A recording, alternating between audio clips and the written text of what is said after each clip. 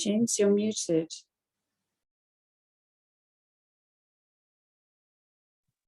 Okay, should we do it again sooner?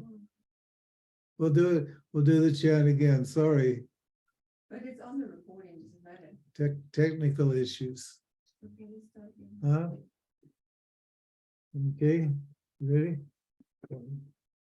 Sarashiva Samarambam Shankaracharya Madhyamam Asmadacharya Paryantam Vande Guru Paramparam Ishvaro Guratmeti Murti Beda Vibhagine Vyomavad Vyapta Deyaya Dakshinamurtaye Namah Sarva Vedanta Siddhanta Gocharam Tamagocharam Govindam Paramanandam Sadgurum Pranatosmyam Om.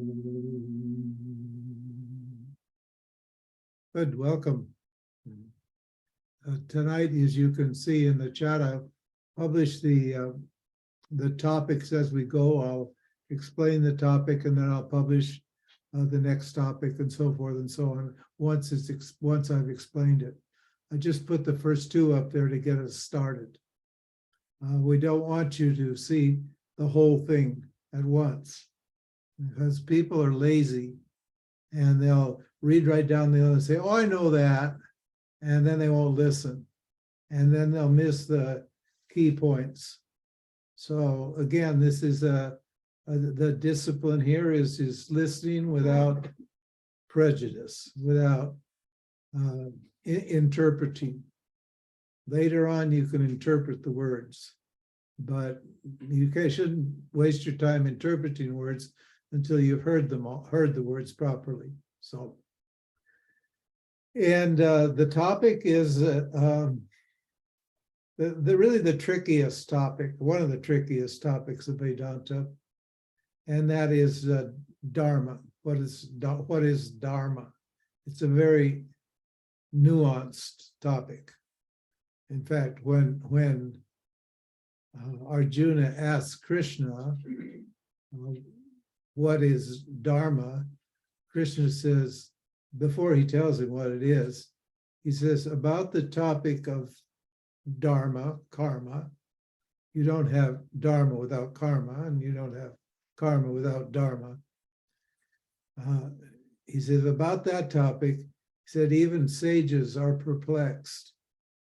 That doesn't mean enlightened people are perplexed. It means that smart people, intelligent people, thinking people.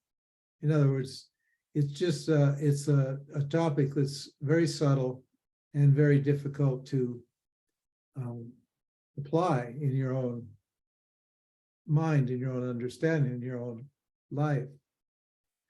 And the first point is the first topic is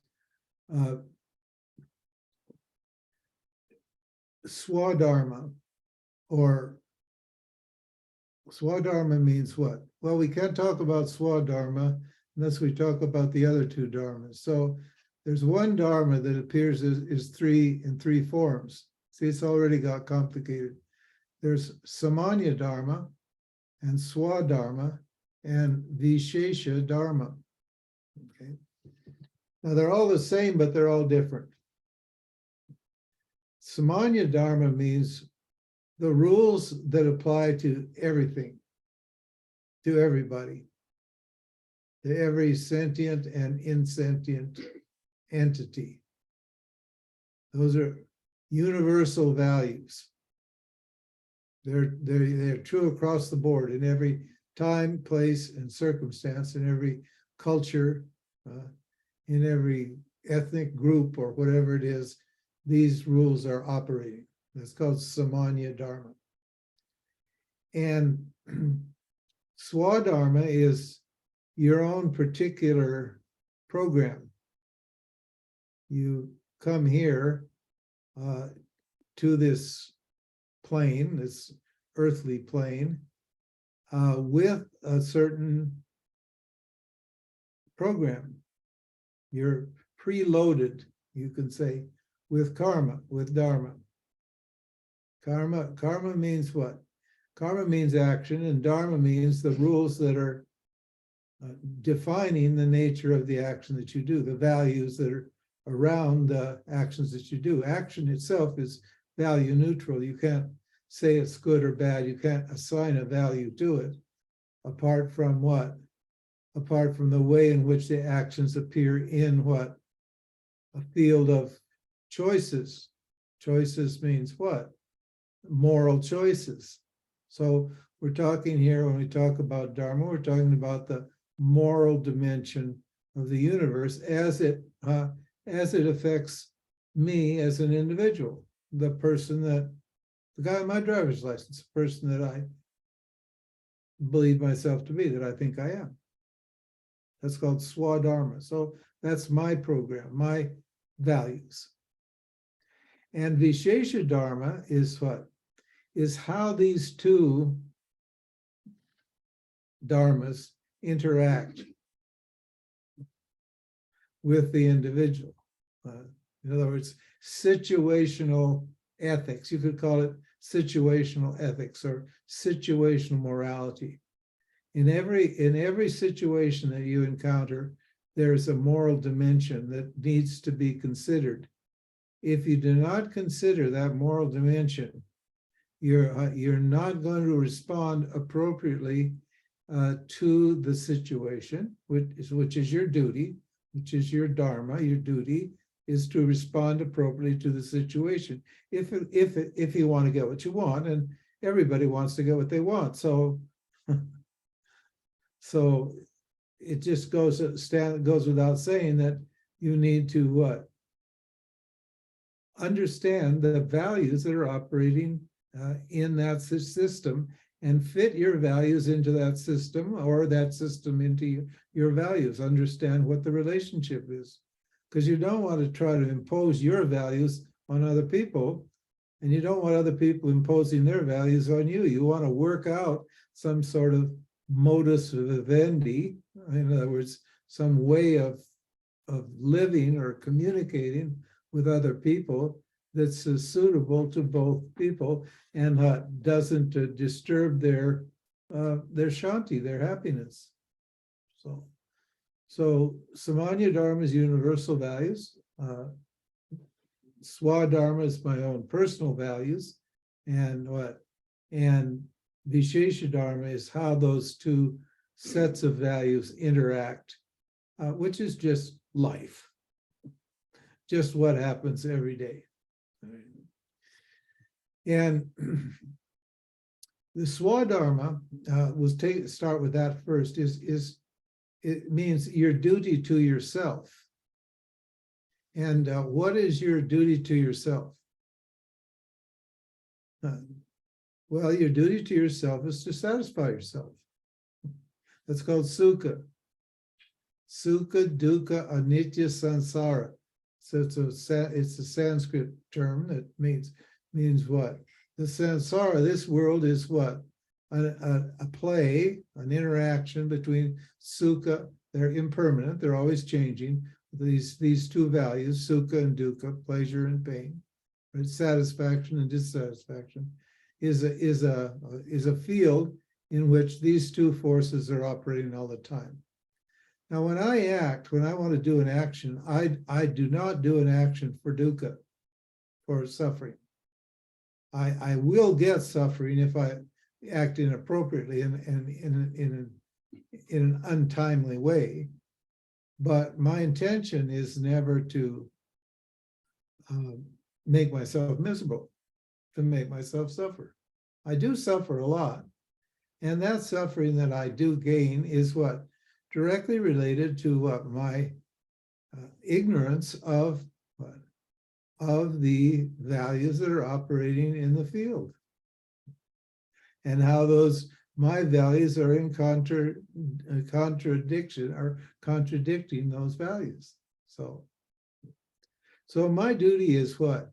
is to make myself happy, right? And somebody says they can't hear. Well, I guess that was earlier. Can someone share the text? Well, the text isn't up yet, Leonic. I told it just to listen. Oh, okay. You just listen. Never mind reading the text. Okay. So the next, what is this here?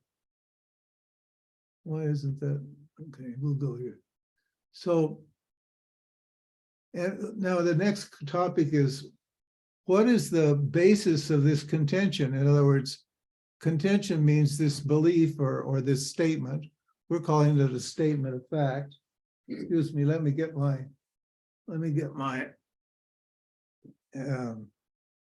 keyboard here, copy. And let me post it over here, the next statement, Control V. Did that go? Somehow, why is it that technology just wants to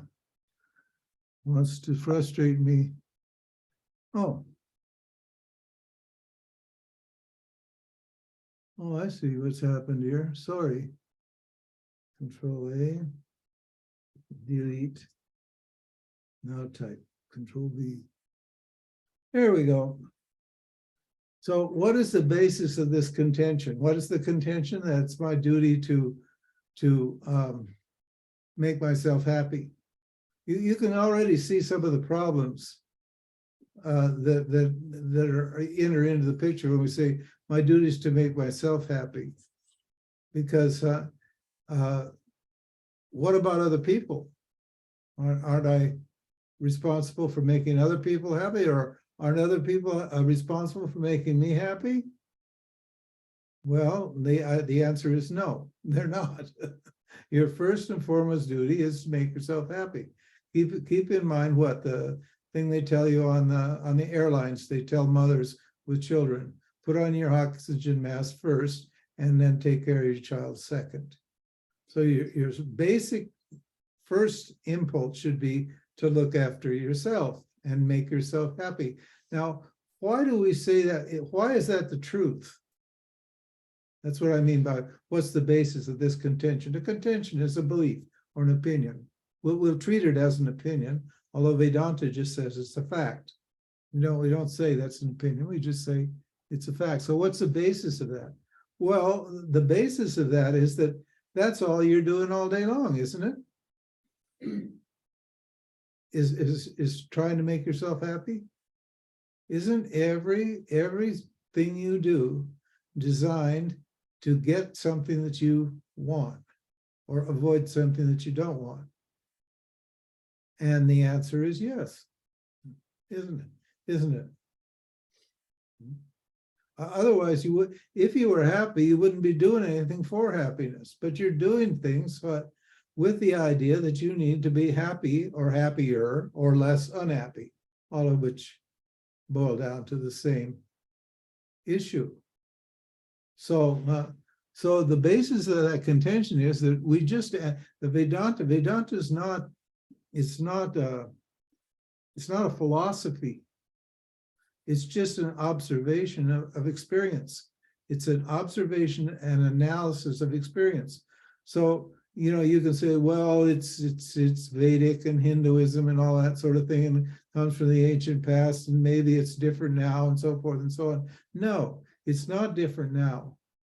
Humans have been humans all the time, and they've been doing exactly the same all the time. And what is that thing they've been doing all the time? Is trying to get happy and remove unhappiness. Get rid of dukkha and get sukha. Sukha, dukkha, anitya, sansaraha. The samsara, this world of experience that we experience all day, all the time, is a world that's is solely fixated on this one topic, right? So that means just what? That we can count on that as the truth. The truth of what? The reality of the self, of life. Okay, now next topic. here comes the next topic. Gonna paste that in for you. And we're gonna hit the return. There we go. Now, and the basis is, I say, common sense logic. To wit, I spend every minute of my day attempting to remove dissatisfaction caused by what? What is my sense of dissatisfaction caused by? Fears and desires too numerous to mention. In other words, you're always experiencing fears and desires, meaning what?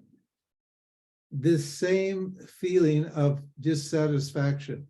That's called dukkha. Fear and desire is called sukha dukkha. Desire is a positive emotion, and fear is a negative emotion, and those are the same emotion. They're not two different emotions. They're actually two ends of the same feeling. The same feeling, what? The feeling of samsara, or the feeling of dissatisfaction. A fear is always backed by a desire, and a desire is always backed by a fear. The upside is a fear, the downside is a desire. The upside is a desire, the downside is a fear. So they're just two different words that to talk about the same sense of dissatisfaction that people have. And what? And because of this feeling, what do I want to do? I want, this feeling is uncomfortable. It's not a pleasant feeling, and therefore I want to get rid of it. I want to be free of that feeling, right? And if you want to go one step further, which Vedanta does, Vedanta takes us one step further. It says what? Where are the fears and desires coming from? Buddha said they're coming from, your suffering's coming from desire and fear, and therefore if you get rid of your fears and your desires by practicing my yoga, his eightfold path, then you'll what? You'll be free of those. He called that nirvana. But Vedanta said, well, maybe so, but why not short circuit that whole process and go back and ask ourselves, what's causing the fears and causing the desires that are rising in our mind all the time? And the answer? Ignorance of my wholeness, my completeness. The Vedanta says you're not missing anything. You're not lacking anything. You're not inadequate or insufficient in any way. That's why Vedanta is so tricky and difficult, because it totally contradicts my feelings. My belief that I'm incomplete and inadequate, that's on the intellectual level. And on the emotional level, what? The feeling of dissatisfaction and dukkha, unhappiness, that arises out of that belief. That, to me, it's not a belief that I'm incomplete and inadequate. To me, it's a fact. Vedanta says it's not a fact, it's purely a belief. Because if you can see that you're whole and complete, that fact for you will what? That belief will become what? Will disappear. That fact will disappear. In your case, you think it's a fact, but you'll discover a new fact, which is what? I'm not missing anything. And if you're not missing anything, then will you do anything for happiness? No, not missing anything, not wanting anything is what? Is happiness. What? What? What are you talking about here? So Vedanta is going one step deeper on this topic. And we will come back to that in a minute. So let's see what the next topic, let's see what the next, here we got here, copy. I'm getting good at this now. Takes me a minute. And put it here and paste, Control V and enter. So, okay, so What is happiness? It's freedom from, I just said it, desire and fear, which is, and we're going to add one more idea to this, which is non-different from non-dual love. Whoa. So how do you get love into the picture here? Freedom from fear and desire is tantamount. Tantamount means non-different from non-dual love. What is non-dual love? Freedom from desire for love. If you're whole and complete, the desire for love isn't going to bother you. You're not going to look for love. Why?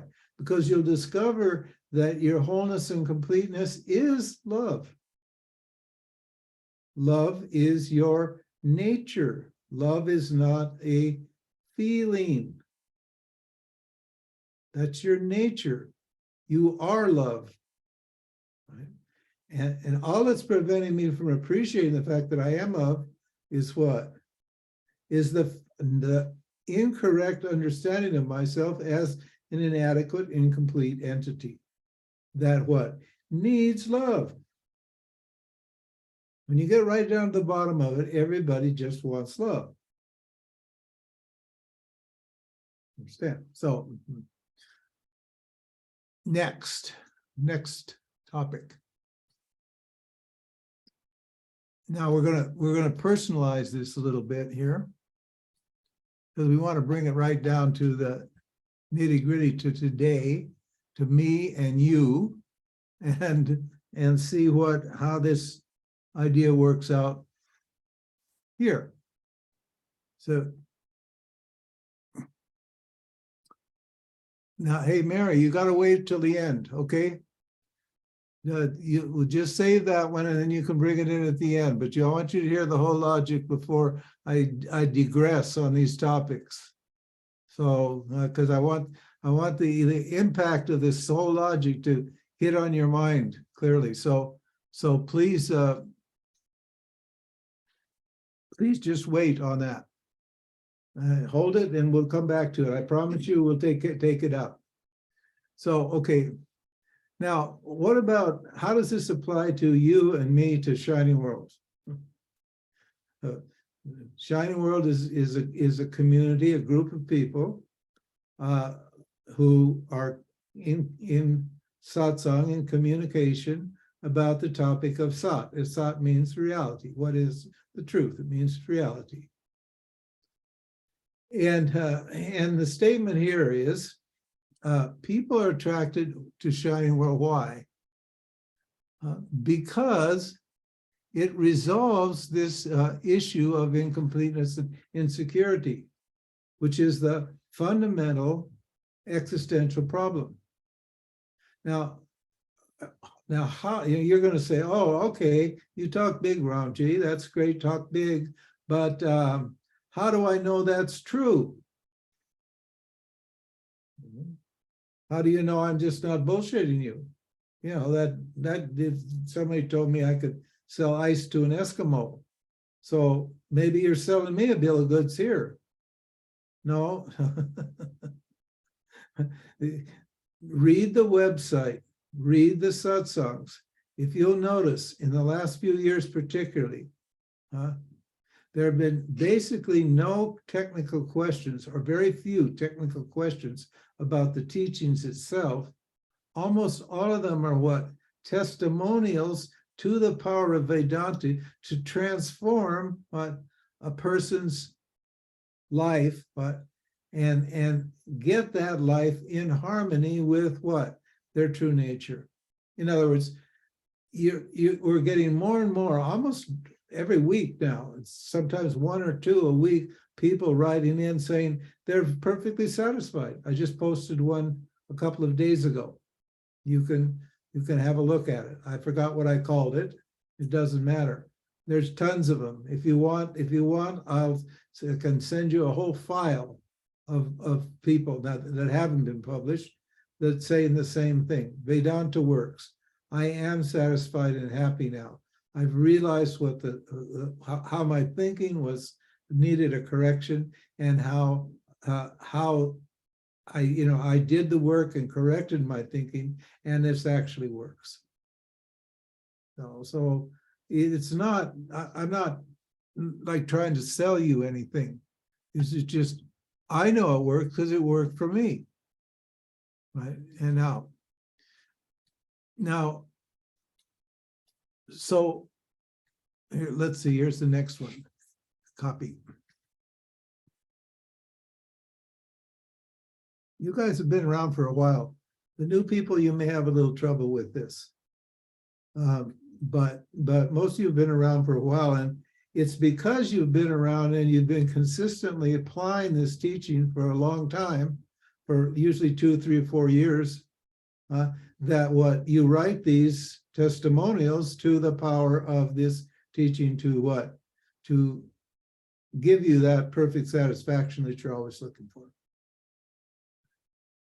And so now let's go back to the topic of swadharma, because swadharma, it says here in topic in the 7th step in this logic, swadharma is assigned by scripture.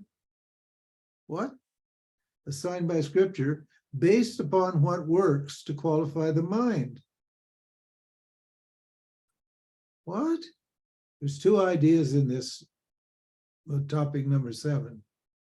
Swadharma is assigned by scripture based upon what works to qualify the mind. Now, normally a person thinks swadharma is my job, the butcher, the baker, the candlestick maker. I got a job and that's what I'm supposed to do, and that's it for me. But no, what if you're a mother? What if you got children? Then what? Then you've got the dharma, the swadharma of a mother. What if you're a father? You have children. Then you have the swadharma of a father. There are rules, there are moral rules and laws that are operating that control that particular act that you do. These dharmas, these karmas are just actions. They're just roles that we play in various situations. If you're a butcher, you cut up animals. If you're a baker, you bake bread, etc., etc., etc. If you want, in the old days, if you want a light, you went to the candle guy. He made light. He made candle, melted beeswax or whatever it was, and made candles and so forth and so on. Now it's here. Swadharma is assigned by scripture. So, what do you mean assigned by scripture? Well, I'm talking to you guys because you guys at least are claiming that you're what? That you want freedom. That's why you come to this satsang, because it's satsangs about freedom and non-dual love, which is the equivalent. And so you say you want freedom. Well, when and to gain freedom, what? You need to be qualified. That's Vedanta. That's all, right? So Vedanta is trying to tell you what you need, how you need to think of yourself, right? If you want to qualify for freedom. It's called karma yoga. It's the first stage. There are 3 stages, 5 stages, or 3 stages, or 5 stages. Right? But the first stage is called karma yoga. Now, when you commit yourself to this teaching, how you see yourself is out of your hands. You can't say, I'm a this or I'm a that. I'm a gay transgender fag dyke, if that's what you want to be, if that's what you think you are. Or you can't say, I'm a master of the universe, or whatever kind of fantasy you have in your mind. Those fantasies are not permitted in Vedanta. Because what? They're not going to lead to what? They're not going to qualify you. They're going to just qualify you for more dukkha, more suffering. And what? And they're going to leave your mind what? Agitated and unhappy. So Vedanta supplies you with an identity, a swadharma, a series of a way of thinking of yourself as what? As a karma yogi. So you take your identity becomes, I'm a karma yogi. Okay, if you're a karma yogi, that means you're doing karma. Karma means actions. I'm doing actions. That just means anybody who's doing actions is a karmi. Anybody who's doing actions is a karmi, but a karma yogi is doing actions for what? To gain moksha, freedom. Now, karmis, ordinary people, are doing actions for moksha too, but the moksha they get from the way they do their actions is what? Temporary. They get little bits of freedom. They feel relieved and happy for a moment or two, but what? When their ignorance generates another set of desires or fears, what happens to their satisfaction? What happens to their happiness, their wholeness and completeness? Out the window, gone.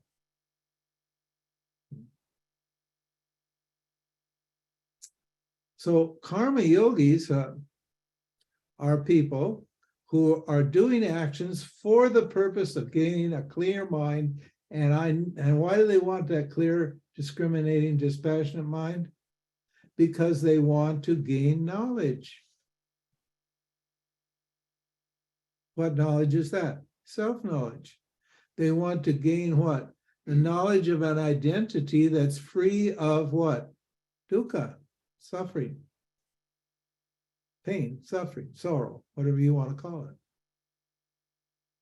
it. And furthermore, those karma yogis, it says here, and this is where many of you are completely not doing your jobs. I'm going to have to kind of, slap you on the wrist a little bit here and chide you, because a lot of people are not doing their karma yoga properly. They're not doing it at all.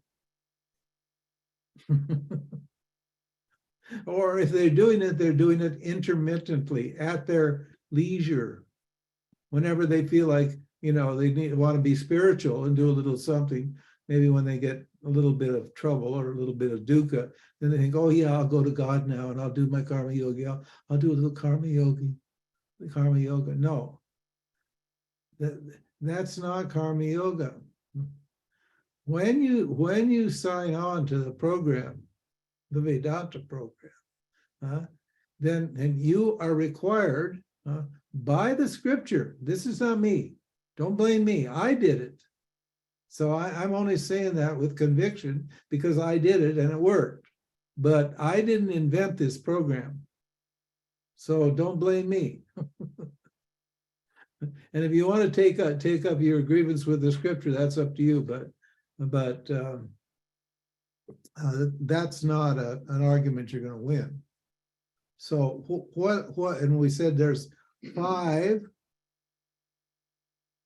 are 5 sacrifices. Oh, what an awful word. Can't you get a better word than sacrifice? Okay, contributions. How's that? That doesn't cause you so much pain to think of letting go of something? Understand? These societies are like, they're just, luxuries have become necessities, and you cling on to something that's totally useless and unnecessary, with the greatest passion, thinking it's necessary for your survival. And it's all just gratuitous luxuries. And you don't even want to let those things go. We're not saying, don't eat food or don't take a bath or don't go have a job or raise a family. We're not saying that at all. We're not saying you have to sacrifice anything other than what? Anything other than what? Your sense of meanness, selfishness. Let's not talk about that. That's an uncomfortable topic. I prefer to talk about the self. It's blissful and transcendental, and let's go there and let's just revel in non-duality here, because I don't want to talk about this. So, and karma yogis are subject to 5 daily sacrifices, and we've talked about those sacrifices. Now, ad infinitum, and I'll bet you there probably aren't, there's, I don't know how many people are watching, maybe 40 or 50. I don't keep track of it until later. We have a look and see how many people came, but I don't know now.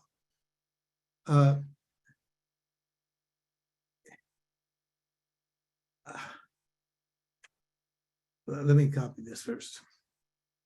I feel I'm getting emotional, so I want to control myself a little bit so I don't hurt anybody's tender feelings.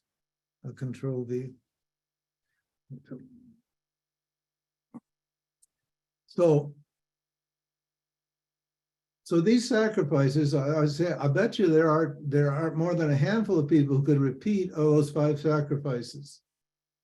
What are contributions? Those 5 things that are daily required of an individual. Now, the one we're going to talk about today, which is it's bothering me. Okay, see, I've got an issue. I'm confessing now. I'm going to confess. I'm going to say I'm unhappy because it looks like I'm not doing my job properly. Because you know what I discovered? That the people just want an easy street. They want a free ride, and they're not interested in what? In giving back. They'll come here and listen and listen and listen and say, and they'll say, what do they say? Oh, thank you very much. Well, talk's cheap, but karma yoga is what? Right attitude. That's the right attitude. Thank you very much. And the right action is what? Offer something back. In this case, the third ritual is what? Service of the sampradaya, the teaching, the tradition itself, and the teacher. And I don't know how many of you people are listening and not giving back, are not donating. Sundri said that she taught 3 times, and I forget how many people came, Sundri? How many people? There were 45 each time. Yeah, and how many people donated? Anyway, 2 or 3. 2 or 3 donated. Now, evidently, we have a lovely friend, Kate, who also teaches Vedanta. Well, she's on the website. You may know of her. And I told her about this, and she said, everybody in her satsang donates. Everybody. She says, nobody doesn't donate. 95% of the people don't donate. Yeah, 90 to 95% in ours don't. That come to this satsang here. We're talking about this satsang here. And even generally, there's like, sometimes I go on Google Analytics and I look at the things, and there's like 5,000 or 6,000 people watching these videos for free. And how many giving donations? So what's it worth? It's worth nothing to you. And we're not working our ass off day and night serving you guys. We're not doing that. You know what we do every day? Every day when we get up, we have our breakfast, and we talk about what? We talk about the satsang, we talk about the people in the sangha, we figure out ways to communicate with them and help them. And that's basically what we do. A good 6 or 8 hours a day is spent thinking of you guys, planning these things out. I spent 3 or 4 hours in the last couple of days on this little outline, thinking it through, thinking of what to say, how to say it, fit it into the scripture thing, and so forth and so on. So you know, along with and I do other things. I chop wood, and we feed the cat, and we do our various other things here, and clean the garden, and visit our friends, and have our friends visit us, and so forth and so on. Says, but you know, it makes me unhappy that I must be making a mistake here, because I'm thinking, you guys can't be that self-centered. Maybe I'm just not a good teacher. I mean, to say, oh yes, write a testimony and all that, that's fine. And most of those people that write the testimonials are what don't necessarily attend this satsang, but what? They do donate generously. We wouldn't have this success we've had if there weren't people out there, not many, but who are very generous in their donations. And we've been able to build this amazing website and travel around the world and do all this teaching, based upon the handful of people who give. Now, do they give because because what? Why do they give? They give because it feels right to give, because they understand the value of giving. The heart that gives gathers. The heart that gives gathers. In other words, the benefit of giving is so amazing. It's so great to have that feeling in your heart all the time of love and gratitude and service to others. You have no idea what it is. I know. I used to be selfish like that.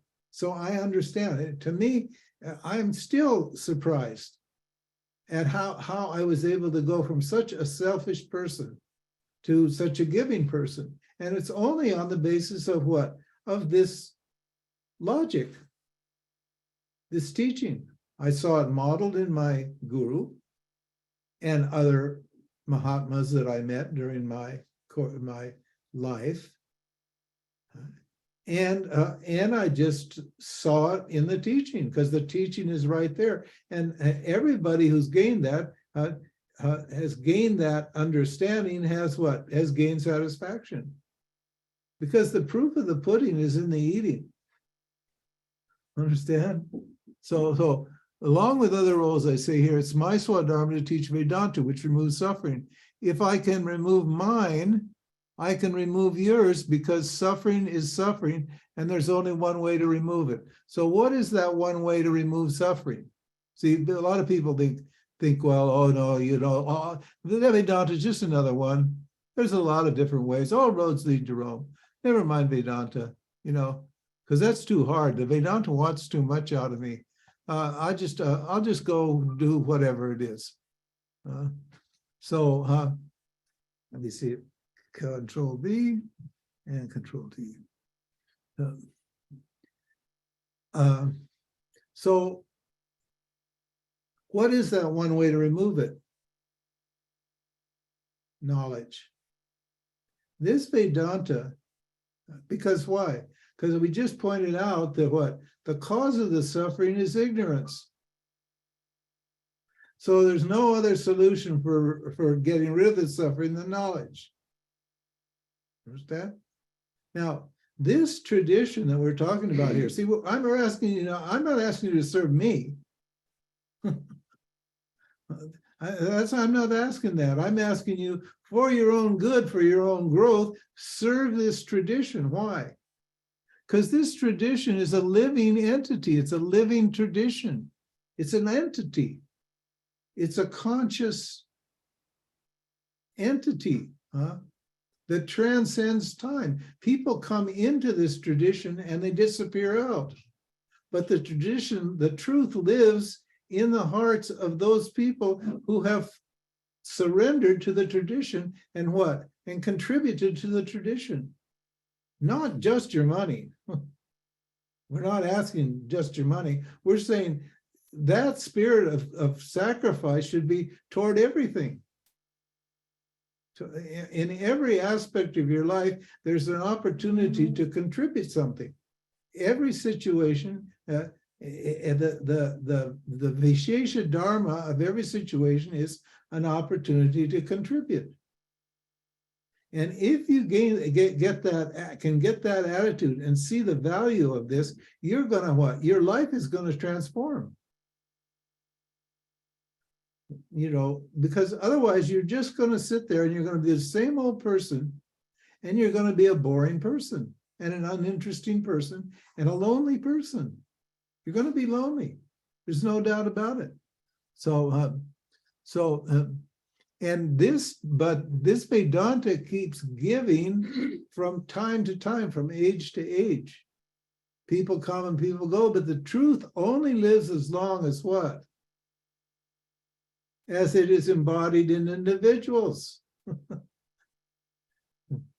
If nobody embodies the truth, is there any truth? No, there's no truth. Right?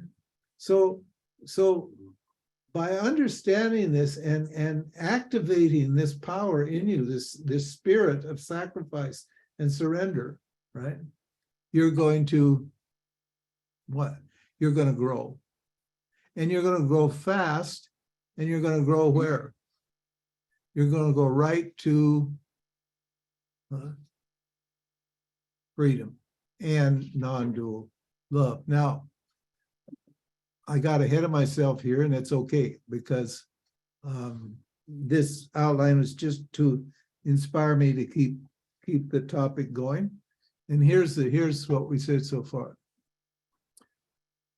So he said, the teaching that you don't seem to get is not just those personal sacrifices that are asked of you for karma yoga, because those fit into a much bigger teaching. And that bigger teaching comes right after or during, but toward the end of the karma yoga teaching. And what is that? It's called the cosmic cycle. It's called the cosmic cycle, it says here. It says, and I said here, I'm suffering today because it seems that I failed to communicate this topic, what? Which is the practical importance of explaining the mandala of existence, the eternal cycle of births and deaths, which is unfolded in the Bhagavad Gita. This common sense teaching, which is apparently not obvious to many, says that what? And this is this rocket science? Is you can't figure this out, right? That everything here, every entity here is dependent, a dependent entity. You depend upon something else for your existence.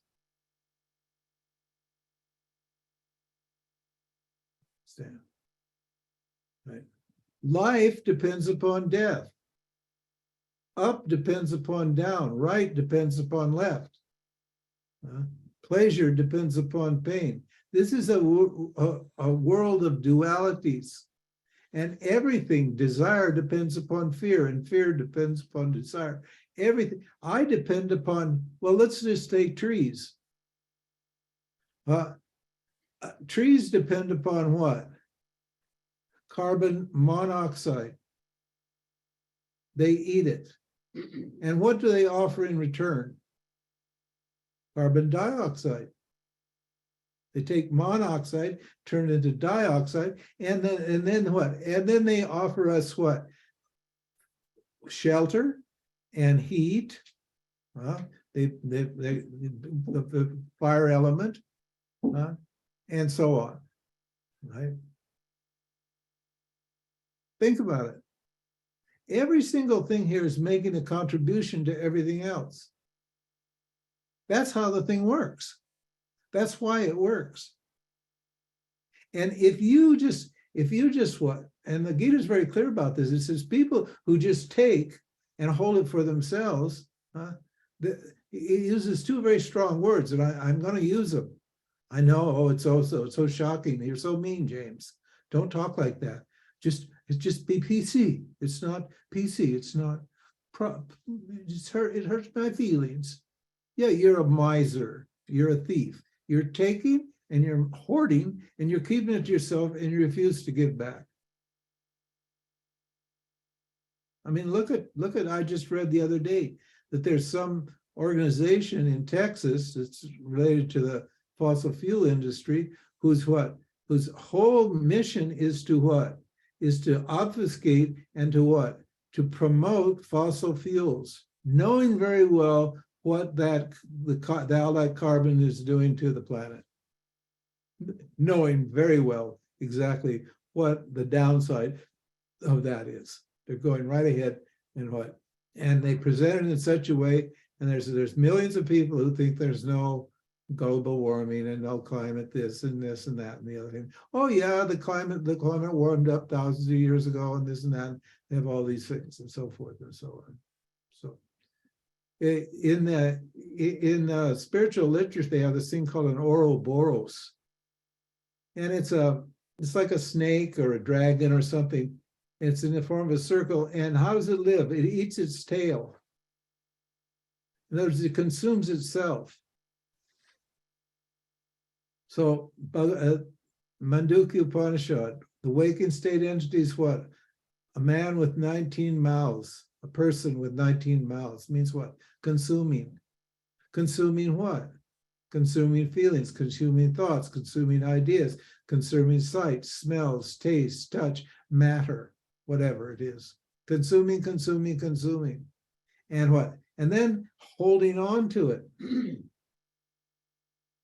Not offering it back. Well, this cosmic cycle, this karma yoga idea that we have is what fits into that notion. It's, in other words, it's derived from that big picture notion that every single thing in existence is what? Is serving each other. There's just, to listing the examples would just be impossible. Because we'd have to list everything in existence because everything in existence works there. But human beings are the only species among billions of species that what? Have the choose not to what? Respond appropriately to life. Think about that. And you see, that's why there's so much suffering. Because they're all thinking about getting and not contributing. It's just, they're just in violation of this cosmic rule. So this is a symbiotic universe. And what? And those people are immature, uncultured people who just don't respect the cosmic cycle. And they don't think of other people. They only, if they do think of other people, they think of what they can get out of other people, not what they can give to other people. And the Gita, as you know, we've talked about that in the last chapters of the Gita are all about what? Developing sattva and developing what? Becoming a classy, cultivated, dharmic individual who's what? A blessing to the world. People say, oh, I want to change the world. Well, okay, change, but let's change ourselves first, because when you no longer have that attitude of greedy and grasping, aggressive attitude, when you remove that person from the mix and you allow that person to transform itself into a giving entity, a serving entity, a loving entity who loves everything and loves all people and so forth and so on, then what have you done? You've saved the world. You saved the world from one what? From one idiot, and what? And you bless the world at the same time with what? A savior, somebody who actually is what? Is serving God. God being what? Whatever it is that created this world. So cultivated sattvic people think of the context. In other words, they think of what?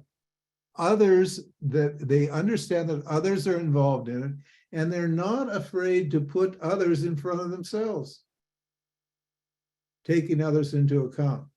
Your needs are not any more important than mine. And you know, my need is to know I'm doing a good job. So you have to convince me that I'm doing a good job by what? By contributing. Now, it's not, that's just money we're talking about here. It's about either your time or whatever. And it's not necessarily just to me, although in this situation, if you've come here to this situation, you should contribute to the teacher and the teaching.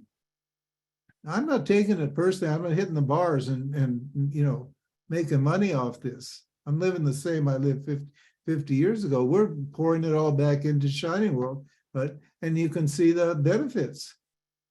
Well, why not make the world a better place? Why not actually do something to make the world a better place? That's our argument. Because what good is all this spirituality if you just continue acting in the same old, boring, dull fashion? So, Control V, next.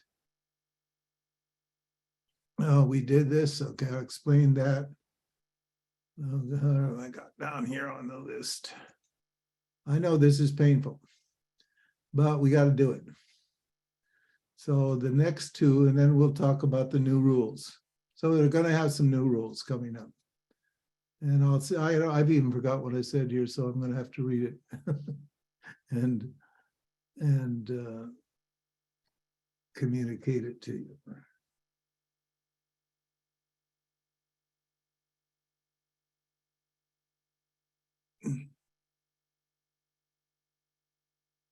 Oh yeah, Vedanta will transform, 15. Vedanta will transform you from a what? A grabber to a giver. You need to find joy in giving, right? Not in withholding, in giving, right? And not this energy offering, not me, giving. It's just a different state of mind. As Mother Teresa says, give until it hurts. The giving is an expression of your love, right? And when a person sees a loving, giving person, that person becomes extremely attractive to them. And it becomes what? In other words, they can see that that's a successful person, and then they want success. And the only way you're going to get success is by what? Participating in life the way it is, not based upon this greedy, grasping, like selfish, self-centered little egoic feeling. So, and if you don't, and I'll tell you this, you may be good at repressing, but the people who are not giving should feel guilty. That's guilt is good guilt. It's not good guilt if you don't acknowledge it and correct it. And all you have to do to get rid of that feeling is to start giving, one way or the other. That's all.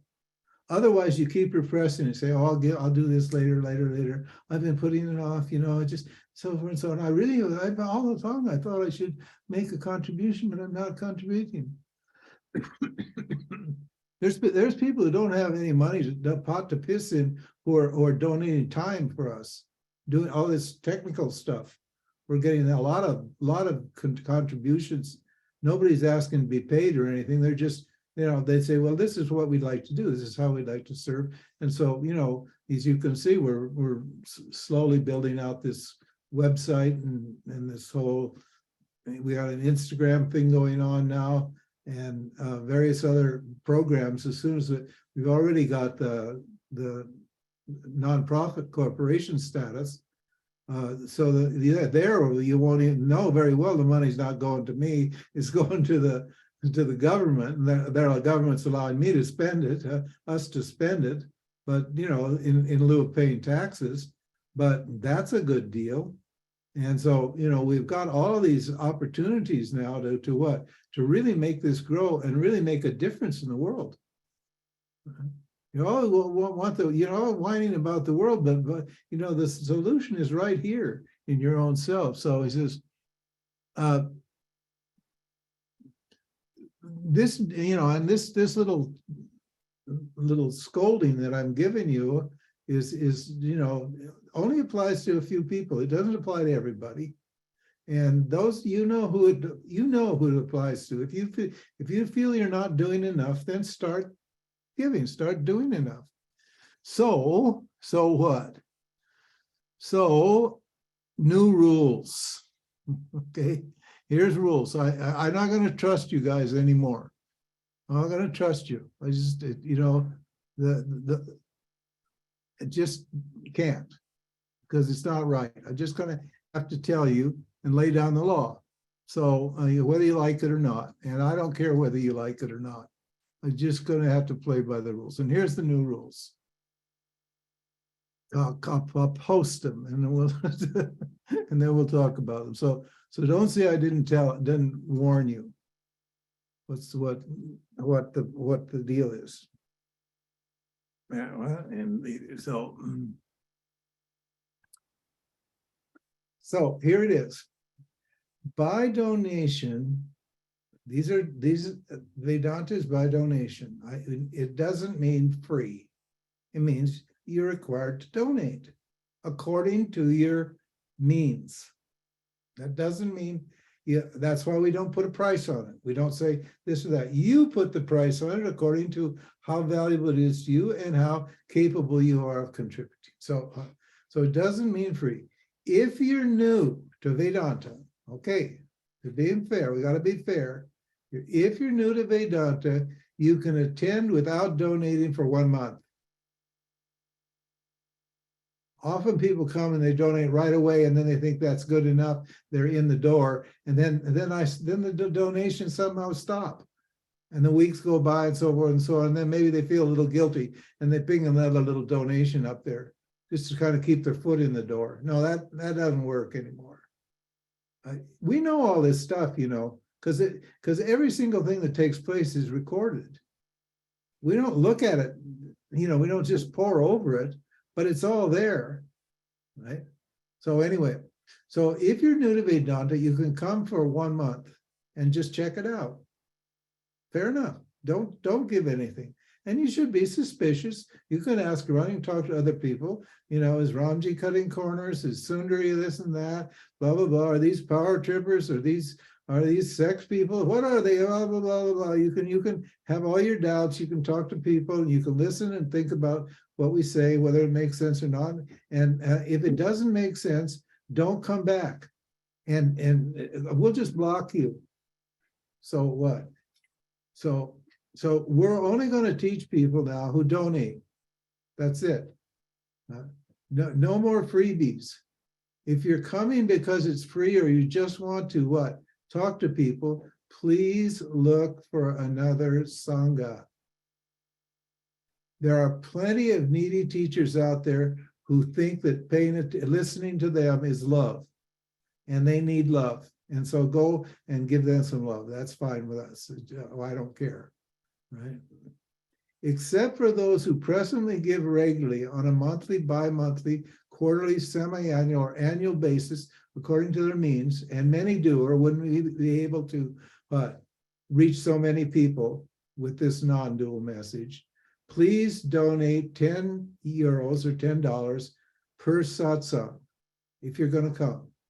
If you don't, we'll block you. If you value what we do, you will donate regularly. If you value your own spiritual growth, you will donate regularly. So that's it. And if there's not enough logic there, then I don't know what more I can offer. And more encouragement, because it really does work. Understand? It really does work. Anyway, so are there any arguments? Here Mary says $10 is reasonable for, yeah.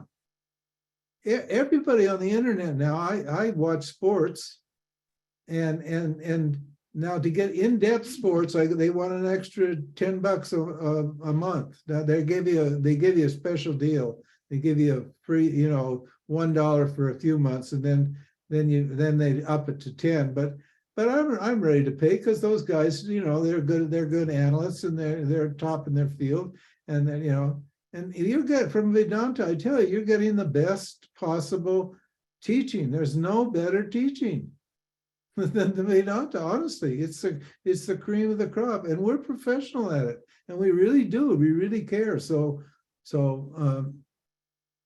and what is it? John says it's about time. Well, you're right. It is about time, but I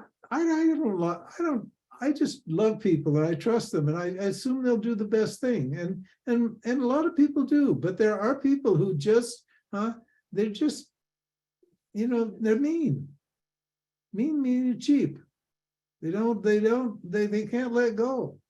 And the law of this cosmic cycle is the more you give, the more you get. I know that you've heard it before, but really try it. So yeah, it's about time. Anyway, James? yeah, Caroline here. just a minute. Yeah, just a minute, Carol. Let me turn up the volume so I can hear sound. Okay, go ahead. Yes, so I just want to say I have such sincere gratitude for you and Sundari's work and presentation of the Vedanta. I am I'm finding that I've been with you, I don't know, maybe a year or something, and just Yeah, it's only been about a year. I think that's right. yeah, and just the place that I've gotten to from your teachings is so like Yeah, you're right. It works. It's amazing how it transformed me. It happened to me. It happens to a lot of people. and it's the work now that has to begin, and this is a good time of year because now that I know that I'm becoming a free person, I get to see where I'm not free based on everything that's come at me all these years. That's right. Yeah, and that's where you guys, I want to give you everything. I want to, and it's happening, and it'll continue to happen, and I just don't want you to go away. No, we're not going away. If it's only a handful of people, that's fine. If it's more people, that's fine. But it's for, it's not right to let people get away with this, with just being cheap. Totally agree, and you guys are worth every minute of my second Well, of my thoughts. it's only by the grace of God, I'll tell you. Totally, thank you. Yes. Yeah, you bet.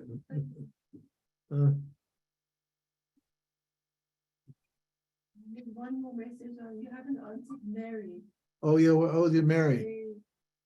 How do you see that you are complete so that the belief disappears? That was the question right over the top. Oh, yeah, your first question, Mary, yeah, your question was what? How do you see that you are complete so that the belief disappears? How do you see that you're complete? So That the belief disappears. so that the belief in your incompleteness disappears and it becomes knowledge that you're complete. Yeah. You apply the teaching thought by thought. See, that's the discipline. There's discrimination is required, dispassion is required, devotion is required, and discipline is required. And the discipline is knowing, and if you don't feel complete, and that's fine. Everybody's got a part of themselves that feels missing and lacking. That's fine. But knowing that, you take a stand in the opposite. We call that applying the opposite thought. The Sanskrit terms pratipaksha bhavana. It means an attitude of what? The opposite attitude. So you take the opposite thought as the truth, not the thought that's based upon the feeling that you're incomplete. Because, we think, well, and that's why I've said so many times over and over again, do you believe your feelings? Do you believe your thoughts? And most people believe their feelings and believe their thoughts. They think those are real things and they're based upon reality. And Vedanta says, well, rather than just trying to get rid of these feelings and get rid of these thoughts, let's ask ourselves, why we believe those thoughts and feelings. When there's actually no evidence apart from the feeling itself that what? That you're incomplete. Right. You see, because Vedanta is evidence-based. You see, I was well, I started out at the beginning saying, the idea is that everybody's trying to make themselves happy, that everybody's duty is to what? Is to make themselves satisfied or make themselves happy, based upon what? Who says? Because you could argue that, well, everyone, one time I was visiting a friend, and he went out to get, and his girlfriend was cooking dinner. She'd never met me. He wanted me to meet her. And he went out to get some wine for dinner and so forth and so on. And I was talking with the girlfriend who didn't know anything about Vedanta at all. And so I asked her, we hit it off, and it was not, she was a real bright, intelligent, beautiful person. And I said, so what do you think is the purpose of life? And things went dead silent. I thought maybe she was having a stroke or something. She just stopped, and she was stirring the pasta sauce, and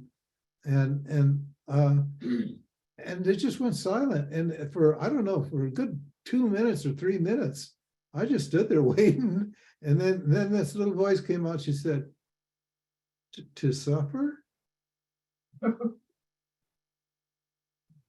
I was so touched by it, that, most people think that's what life's about. They look at the Catholic Church. They've got Jesus up there, on the cross, suffering like a dog.